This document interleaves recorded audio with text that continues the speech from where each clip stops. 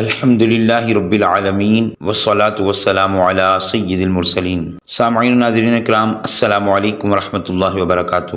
ہم سلسلہ نبوت سے متعلقہ عقائد میں حاضر ہیں اور آج ہم بیان کریں گے عقیدہ نمبر 11۔ آئیے ذرا عقیدہ نمبر 11 سماعت کرتے ہیں۔ فرمایا گیا نسخ کا مطلب یہ ہے کہ بعض احکام کسی خاص وقت تک کے لیے ہوتے ہیں مگر یہ ظاہر نہیں کیا جاتا کہ یہ حکم فلاں وقت تک کے لیے ہے۔ جب میعاد پوری ہو جاتی ہے تو دوسرا حکم نازل ہوتا ہے جس سے بظاہر یہ معلوم ہوتا ہے کہ وہ پہلا حکم اٹھا دیا گیا اور حقیقتاً دیکھا جائے تو اس کے وقت کا ختم ہو جانا بتایا گیا۔ منسوخ کے معنی بعض لوگ باطل ہونا کہتے ہیں، یہ بہت سخت بات ہے۔ احکام الہیہ سب حق ہیں، وہاں باطل کی رسائی کہاں؟ سامعین، ہم نے عقیدہ نمبر 11 سماعت کیا۔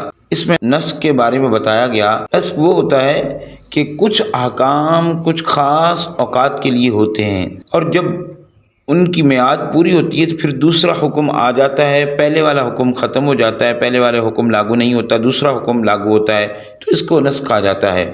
تو اس میں جو بعد میں حکم آتا ہے وہ پہلے والے حکم کو ختم کر دیتا ہے، اس کو ناسخ، اور جو پہلا حکم ہوتا ہے جو ختم ہو جاتا ہے اس کو منسوخ کہا جاتا ہے۔ تو اسی کے بارے میں یہاں پر ذکر کیا۔ دوسری بات یہاں کی بتائی کہ منسوخ کے معنی نا بعض لوگ باطل ہونا کہتے ہیں۔ یاد رکھیے یہ بہت ہی بری بات ہے، بہت ہی سخت بات ہے۔ احکام الہیہ سب کے سب حق ہیں، جبکہ باطل کا مطلب ہوتا ہے لغو، بیکار، بیہودہ، جھوٹ، یہ تمام معنی۔ اور اللہ تبارک و تعالیٰ کے کسی حکم کے لیے ہم اس طرح کا کوئی بھی لفظ استعمال نہیں کر سکتے۔ اس لیے جو منسوخ احکام کو باطل کا معنی لیتے ہیں ان کو چاہیے کہ وہ اس سے اعتراض کریں، ان سے بچیں، تاکہ اللہ تبارک و تعالیٰ کے کسی حکم پر کوئی بےہودگی والا جملہ استعمال نہ ہو۔ اللہ کریم ہم سب کو محفوظ فرمائے اور صحیح عقائد کے ساتھ ہمیشہ تعلق مضبوط برائے رکھنے کی توفیق عطا فرمائے۔